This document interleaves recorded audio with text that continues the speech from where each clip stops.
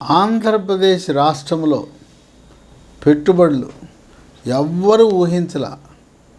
ఈ రోజున ఆంధ్రప్రదేశ్ రాష్ట్రానికి 7 నెలల కాలంలో సుమారు 7 లక్షల కోట్ల పెట్టుబడులు, తద్వారా 4,10,000 ఉద్యోగాలు ఆంధ్రప్రదేశ్ యువతకు రాబోతూ ఉన్నాయి.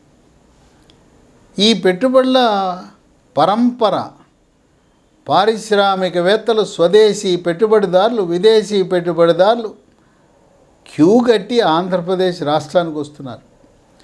కేంద్ర ప్రభుత్వ మంత్రుల దగ్గరికి వెళ్ళినా, ప్రధానమంత్రి దగ్గరికి వెళ్ళినా, విదేశాల నుంచి, స్వదేశం నుంచి ఎవరైనా పారిశ్రామికవేత్తలు ఎవరైనా వచ్చి కలిస్తే, మీరు వెళ్ళండి, ఆంధ్రప్రదేశ్ ప్రభుత్వం మీకు అన్నీ సమకూరుస్తుంది, నేను అవసరమైతే చంద్రబాబు నాయుడుతో ఒక మాట ఫోన్ చేసి చెప్తాను అని చెప్పి సాక్షాత్తు ప్రధానమంత్రి, ఆర్థిక శాఖ మంత్రి నిర్మలా సీతారామన్, వివిధ శాఖల మంత్రులందరూ కూడా వాళ్ళ ఫోకస్ అంతా ఇప్పుడు గుజరాత్ పోయింది.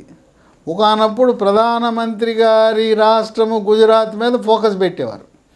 ఇప్పుడు కేంద్ర మంత్రుల ఫోకస్ అంతా ఆంధ్రప్రదేశ్ రాష్ట్రం. ఈ పెట్టుబడులు చూస్తే కళ్ళు తిరుగుతాయి. నమ్మలేని నిజం. ఈ ప్రతిపక్ష పార్టీలు పనికిమాలిన వాళ్ళు ఏవో విమర్శలు చేస్తుంటారు. ఇవన్నీ కూడా ఏ పరిశ్రమలైతే దాదాపు 19 పరిశ్రమలు, ఇవి 6 నెలల కాలం నుంచి 2 సంవత్సరాల లోపల అవి ఉత్పత్తి నిర్మాణం పూర్తయి ఉత్పత్తి ప్రారంభించబోతున్నాయి. కొన్ని అయితే 6 నెలల్లోనే. ఇవి మనం చూస్తే ఒక్కసారి ఏదో మాటలు, అంకెలు గారిడి కాదు, వాస్తవాలు తెలుసుకోవాలి. గతంలో చంద్రబాబు నాయుడు హైదరాబాదు రాజధానిని అభివృద్ధి చేశాడు, జిల్లాలకు అన్యాయం చేశాడు, 22 జిల్లాలకు ఏమీ చేయలేదు, అంతా హైదరాబాద్లో పెట్టాడని విమర్శలు గుప్పించారు. ఇప్పుడు దాన్ని ఒక గుణపాఠంగా తీసుకుని రాష్ట్రంలో ఉండే 26 జిల్లాల సమగ్ర అభివృద్ధి కావాలి. కేవలం ఒక్క రాజధాని అమరావతి అభివృద్ధి చెందితే లాభం లేదు. అమరావతిలో సంపద సృష్టించాలి, అక్కడ వచ్చిన సంపదను జిల్లాలకు పంపిణీ చేయాలి. పరిశ్రమలు కానీ, యూనివర్సిటీలు కానీ, అభివృద్ధి కానీ, సాఫ్ట్వేర్ కానీ సమతుల్యతతో అన్ని ప్రాంతాలు, ఉత్తరాంధ్ర, కోస్తాంధ్ర, రాయలసీమ 3 ప్రాంతాల సమతుల్యతతో అభివృద్ధి కావాలని ఈ పరిశ్రమలన్నీ 26 జిల్లాల్లో పెట్టిస్తున్నారు. చంద్రబాబు నాయుడు మీరు అక్కడికి వెళ్ళండి అని చెప్తున్నారు.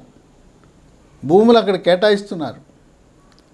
ఇప్పుడు ఒకసారి మనం ఏ పరిశ్రమలు, ఎన్ని వేల కోట్లు, ఎన్ని ఉద్యోగాలు ఎక్కడ పెడుతున్నారు అనేది పరిశీలిస్తే, మొట్టమొదటిది national thermal power corporation NTPC green hydrogen 1,85,000 కోట్ల పెట్టుబడి, ఉద్యోగాలు 57,000 ఉద్యోగాలు.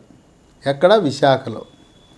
రెండవది RSLR మెత్తల్ స్టీల్ ప్లాంట్ 1,35,000 కోట్ల పెట్టుబడి, 55,000 ఉద్యోగాలు అనకాపల్లిలో పెడుతున్నారు. ఇక మూడవది national hydro power corporation NHPC Genco సంయుక్తంగా 1,00,000 కోట్ల పెట్టుబడితో కర్నూలులో 7,000 మందికి ఉపాధి అవకాశాలు కల్పిస్తున్నారు. ఇక 4 BPCL Bharat petroleum corporation limited 96,000 కోట్ల పెట్టుబడి, 3,000 మందికి ఉద్యోగం. ఇది ఎక్కడంటే రామాయపట్నం. ఇక 5 రిలయన్స్ 65,000 కోట్ల పెట్టుబడి, 2,55,000 మందికి ఉపాధి. ఇవి 26 రాష్ట్రాల్లో కూడా అన్ని చోట్ల కూడా ఒక్కొక్క చోట 1,300 కోట్ల పెట్టుబడి పెడుతున్నారు. ఇక 6 LG ఎలక్ట్రానిక్స్ 5,000 కోట్ల పెట్టుబడి, 2,000 మందికి ఉద్యోగం. ఇది తిరుపతి జిల్లా శ్రీ సిటీలో పెడుతున్నారు. ఇక 7 SAEL సోలార్ 1,800 కోట్ల పెట్టుబడి, 1000 ఉద్యోగాలు. ఇది ఎక్కడంటే అనంతపురంలో. టీసీఎస్, టాటా కన్సల్టెన్సీ సర్వీసెస్ 1000 కోట్ల పెట్టుబడి, 10,000 ఉద్యోగాలు విశాఖ. ఇదైతే టీసీఎస్ వీళ్ళ కార్యకలాపాలు జూన్ 2025 ప్రారంభించబోతున్నారు. రిక్రూట్మెంట్ ప్రారంభమైంది. మొదటి దశలో 2,000 మందిని రిక్రూట్మెంట్ చేసుకోబోతున్నారు. 9 టాటా పవర్ 2,000 కోట్ల పెట్టుబడి, 1,500 ఉద్యోగాలు. ఇది అనంతపురంలో వస్తుంది. 10 గ్రీన్కో 19,000 కోట్ల పెట్టుబడి, 5,000 ఉద్యోగాలు. ఇది రాయలసీమ ప్రాంతంలో వస్తుంది. 11 ఆస్ట్రా గ్రీన్ ఎనర్జీ 9,000 కోట్ల పెట్టుబడి, 4,000 ఉద్యోగాలు కడపలో రాబోతూ ఉంది. 12 ఎకోరెన్ ఎనర్జీ 5,500 కోట్ల పెట్టుబడి, 700 ఉద్యోగాలు కర్నూలు. 13 హీరో ఫ్యూచర్ ఎనర్జీస్ 2,000 కోట్ల పెట్టుబడి, 700 ఉద్యోగాలు కర్నూలు జిల్లా. 14 clean renewable energy solar energy 2,000 కోట్ల పెట్టుబడి, 700 మందికి ఉద్యోగం కర్నూలు జిల్లా. 15 టాటా రెన్యూవబుల్ ఎనర్జీ 2,000 కోట్ల పెట్టుబడి, 700 ఉద్యోగాలు నంద్యాల జిల్లా. 15 టాటా రెన్యూవబుల్ ఎనర్జీ 2,000 కోట్లు, 1,400 ఉద్యోగాలు కర్నూలు జిల్లా. 16 SAEL సోలార్ 1,800 కోట్ల పెట్టుబడి, 1000 మందికి ఉద్యోగాలు కడప. 17 యాక్షన్ టెసా ఈ కంపెనీ 1,200 కోట్ల పెట్టుబడి, 2,500 ఉద్యోగాలు నంద్యాల జిల్లా. అనంతపురంలో ఎకోరెన్ ఎనర్జీ 500 కోట్ల పెట్టుబడి, 200 ఉద్యోగాలు.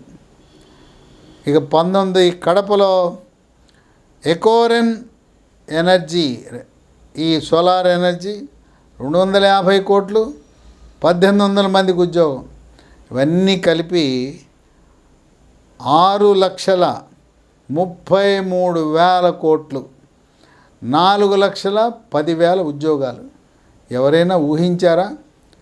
అధోగతి పాలై 1వ తారీఖున ప్రభుత్వ ఉద్యోగులకు జీతం ఇవ్వలేని పరిస్థితిలో ఉన్న ఆంధ్రప్రదేశ్ రాష్ట్రం, పెన్షన్దారులకు ఎప్పుడు పెన్షన్ వస్తుందో తెలవని అధోగతి పాలైన ఆంధ్రప్రదేశ్ రాష్ట్రాన్ని, వెంటిలేటర్పై ఉండి సతమతమవుతున్న ఆర్థికంగా అతలాకుతలమైపోయిన ఆంధ్రప్రదేశ్ రాష్ట్రాన్ని వెంటిలేటర్ నుంచి బయటకు తెచ్చి ఈ రోజున అప్పులు తీర్చే ప్రక్రియలో కాంట్రాక్టర్లకు ఈ రోజు వరకు 20,000 కోట్ల రూపాయల అప్పులు చెల్లించారు. అట్లాగే 2014 నుంచి 19 వరకు అప్పుడు పనులు చేసిన కాంట్రాక్టర్లకు అక్కసుతో ఉద్దేశపూర్వకంగా బిల్లులు చెల్లించలేదు. అంటే 14-19 మధ్యన జరిగిన పనులకు ఈరోజు చంద్రబాబు నాయుడు తన ప్రభుత్వంలో జరిగిన పనులకు ఈరోజు చెల్లింపులు ప్రారంభించాడు. ఈ విధంగా 2027 నవంబర్ దీపావళి నాటికి అమరావతి పూర్తవబోతూ ఉంది. పోలవరం ప్రాజెక్టును గ్రావిటీపై నీళ్లు రాబోతూ ఉన్నాయి. ఏదైతే ఈరోజు పెట్టుబడులకు లైన్ కట్టి క్యూ కట్టి వచ్చినాయో ఇవన్నీ కూడా ఉత్పత్తులు ప్రారంభమై, ఇవన్నీ ఉత్పత్తులు ప్రారంభమైతే దీని ద్వారా వచ్చే ఈ పన్ను ఆదాయం ద్వారా మన రాష్ట్రము సర్వతోముఖాభివృద్ధిగా అభివృద్ధి చెందబోతూ ఉంది. చంద్రబాబు నాయుడు యొక్క లక్ష్యం స్వర్ణాంధ్రప్రదేశ్, స్వచ్ఛాంధ్రప్రదేశ్, ఆరోగ్యాంధ్రప్రదేశ్, ఆనందాంధ్రప్రదేశ్, వీటన్నిటితో పాటు ఐశ్వర్యాంధ్రప్రదేశ్. ఈ లక్ష్యంతో ఇప్పుడున్న ప్రభుత్వం, ఇది 5 ఏళ్ల ప్రభుత్వం కాదు, 10 సంవత్సరాల ప్రభుత్వం. ఎవరు చెప్పినా, ఏ మీడియాలో చెప్పినా, ఏ సోషల్ మీడియాలో చెప్పినా, ఏ ఎలక్ట్రానిక్ మీడియాలో చెప్పినా మళ్ళీ 3 పార్టీలు 2029లో కలిసి పోటీ చేయబోతున్నాయి. ఎవరు చెప్పినా నమ్మద్దు. చంద్రబాబు నాయుడు బతికున్నంత కాలము ఆయనే ఆంధ్రప్రదేశ్ రాష్ట్రానికి ముఖ్యమంత్రి. తుది శ్వాస వరకు ఆయనే ముఖ్యమంత్రి. ఎవరైనా వేరే పేరు చెప్తే నమ్మద్దు. కొంతమంది పవన్ కళ్యాణ్ అభిమానులు పవన్ కళ్యాణ్ ముఖ్యమంత్రి అని పెడుతుంటారు, అది నమ్మద్దు. అట్లాగే కొంతమంది తెలుగుదేశం పార్టీ అత్యుత్సాహంతో లోకేష్ ముఖ్యమంత్రి అని ఏదో పెడుతుంటారు, నమ్మద్దు. చంద్రబాబు నాయుడే ముఖ్యమంత్రి. ఆయన దృష్టి ఆంధ్రప్రదేశ్ రాష్ట్రమే. కేంద్ర రాజకీయాల్లోకి వెళ్ళరు. ఆయన ఎప్పుడో ప్రధానమంత్రి కావాలంటే 1996లోనే ప్రధానమంత్రి అయ్యేవాడు. వద్దనుకున్నాడు. నా సొంత రాష్ట్రం, నా తెలుగు ప్రజలు, నా తెలుగు జాతి, ఇది అభివృద్ధి చేయాలనుకున్నాడు. కనుక పుకార్లు నమ్మద్దు. ఇక రెండో విషయం, డిప్యూటీ ముఖ్యమంత్రి ఒకే ఒక్కడు. రెండో పోస్టు ఉండదు, ఉండబోదు. కేవలం పవర్ స్టార్ పవన్ కళ్యాణ్ మాత్రమే ఉప ముఖ్యమంత్రిగా ఉంటాడు. పుకార్లు నమ్మద్దు. లోకేష్ డిప్యూటీ ముఖ్యమంత్రి కావాలని ఏదో కొంతమంది అత్యుత్సాహంతో భజన పరులు ఏదో పోస్టులు పెడుతుంటారు, ఏదో రాస్తుంటారు. లోకేష్ మంత్రిగానే ఉంటాడు. పవర్ స్టార్ పవన్ కళ్యాణ్, ఆయనకి ఆంధ్రప్రదేశ్ రాష్ట్రంలో చంద్రబాబు నాయుడు తర్వాత రెండవ స్థానం ఎవరిది అంటే పవర్ స్టార్ పవన్ కళ్యాణ్దే. కొన్ని సందర్భాల్లో చంద్రబాబు నాయుడు ఆయన రెండో స్థానంలో పెట్టడంలా సమానంగా చూస్తున్నాడు. పవర్ స్టార్ పవన్ కళ్యాణ్ లేకపోతే ఈరోజు తెలుగుదేశం పార్టీ చంద్రబాబు నాయుడు ముఖ్యమంత్రి అయ్యేవాడే కాదు. బీజేపీని దగ్గర చేసింది ఎవరంటే పవర్ స్టార్ పవన్ కళ్యాణ్. కనుక తిరుగులేదు. పెట్టుబడిదారులకు అనుమానం లేదు. జగన్మోహన్ రెడ్డి రాడు. కొంతమందికి అనుమానం ఉంది, అమ్మో జగన్మోహన్ రెడ్డి వచ్చి ఏమైపోతాం, జగన్మోహన్ రెడ్డి రాడు. ఆయన దల్లా ఒకే ఎజెండా పెట్టుకున్నాడు. ఏదో రకంగా కేసుల నుంచి బయటపడితే ఏ బెంగళూరులోనో, హైదరాబాద్లోనో, లండన్లోనో, అమెరికాలో స్థిరపడదాం, రాజకీయాల్లో ఆయనకి రాణించాలని తెలిసిపోయింది. ఒక్క అవకాశం అన్నాడు, నిలువున ముంచేశాడు. ఇక మళ్ళీ ఈ జీవితంలో, ఈ జన్మలో జగన్మోహన్ రెడ్డిని మళ్ళీ అధికారం ఇచ్చే పరిస్థితి లేదు. ఇక ఇంకేం పార్టీలే లేవు, ప్రతిపక్షమే లేదు. 2029 ఎన్నికల్లో 225 సీట్లు పోటీ చేస్తే 220 సీట్లు బీజేపీ, జనసేన, తెలుగుదేశం పార్టీ కూటమి గెలవబోతూ ఉంది. కేంద్రం యొక్క మన్నలు ఉన్నాయి. కేంద్రం నిధుల వరదే. ఇక తిరుగులేదు. ఆంధ్రప్రదేశ్ రాష్ట్ర అభివృద్ధి గుజరాత్ని, మహారాష్ట్రని, తమిళనాడుని, కర్ణాటకను దాటి మన భారతదేశంలోనే నంబర్ 1గా వెళ్ళే దిశగా అడుగులు వేస్తూ ఉంది. మనకున్న సహజ వనరులు, మనకున్న మానవ వనరులు, మనకుండే చంద్రబాబు నాయుడు లాంటి బ్రాండ్ ఇమేజ్ కలిగిన నాయకుడు ఏ రాష్ట్రానికి లేడు. ఆయనే పెద్ద బ్రాండ్ అంబాసిడర్ దేశంలోనూ, ప్రపంచ దేశాలు. చంద్రబాబు నాయుడు బ్రాండ్తో ఏదైనా జరిగిపోతుంది. ఆయనపై ఉన్న నమ్మకం, విశ్వాసం, ఆయన యొక్క పరిపాలన దక్షణ, ఆయన కమిట్మెంట్. మాట ఇచ్చాడంటే మాట అంటే మాటే, మాట తప్పడు. అందువల్ల ఆంధ్రప్రదేశ్ రాష్ట్ర యువతకు బంగారు అవకాశం. ఆయన తెలుగుదేశం పార్టీ ఎజెండాలో చెప్పాడు, నేను 20 లక్షల మంది యువతకు ఉపాధి కల్పిస్తాను, ఉద్యోగ అవకాశాలు కల్పిస్తా అన్నారు.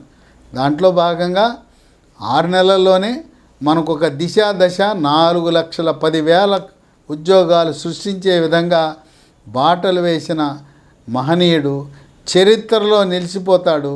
ఈరోజు భారతదేశంలో సీనియర్ మోస్ట్ రాజకీయ నాయకుడు ఎవరంటే చంద్రబాబు నాయుడు. ఉన్న వాస్తవం మాట్లాడుకుంటే చంద్రబాబు నాయుడు ముఖ్యమంత్రిగా ఉన్నప్పుడు మోదీ గుజరాత్ పగ్గాలు చేపట్టల.